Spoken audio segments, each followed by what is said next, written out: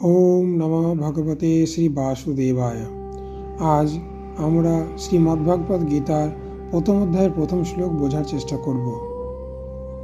ধৃতরাষ্ট্র উবাচ ধর্মক্ষেত্রে কুরুক্ষেত্রে সমবেতা যুযুৎসবঃ মামকঃ পাণ্ডবাশ্চৈব Kim কুর্বত Sanjay.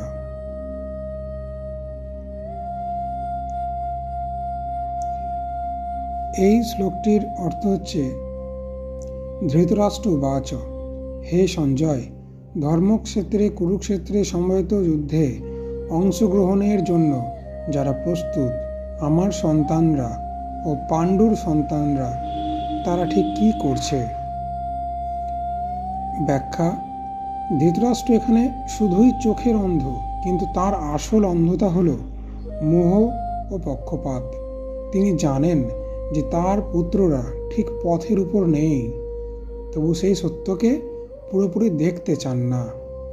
ধর্মক্ষেত্র অর্থাৎ যেখানে সত্য এবং ন্যায় পরীক্ষা হবে। কুরুক্ষেত্র যেখানে যুদ্ধ বাস্তব ঘটবে। গীতায় বলা হয়েছে, যুদ্ধ কেবল ভৌত নয়, এটি হলো নৈতিক ও মানসিক লড়াই। উভয় পক্ষ, কুরু ও পাণ্ডব, যুদ্ধের জন্য একত্রিত। এটি দেখায়, যখন অহংকার, অধিকার ও দৃঢ় ইচ্ছা মিলে যায়, তখন সংঘাত অনিবার্য হয়। এটি শুধু বাহ্যিক যুদ্ধ নয়, মানব জীবনের অন্তর্দ্বন্দ্বকেও প্রতিফলিত করে। ধৃতরাষ্ট্র মামকা অর্থাৎ আমার সন্তানরা বলেন। এটি দেখায়, মানুষ প্রায়ই নিজের পক্ষের প্রতি অন্ধ হয়ে যায়।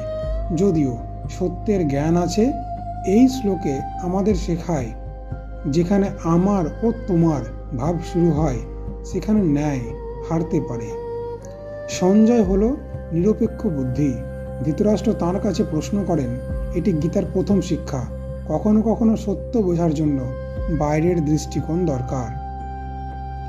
শ্রীমদ্ভাগবত গীতার শুরু কোনো উপদেশ দিয়ে হয় না, বরং একটি প্রশ্ন দিয়ে হয়।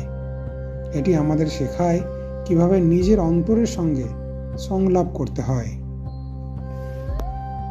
জয় শ্রীকৃষ্ণ।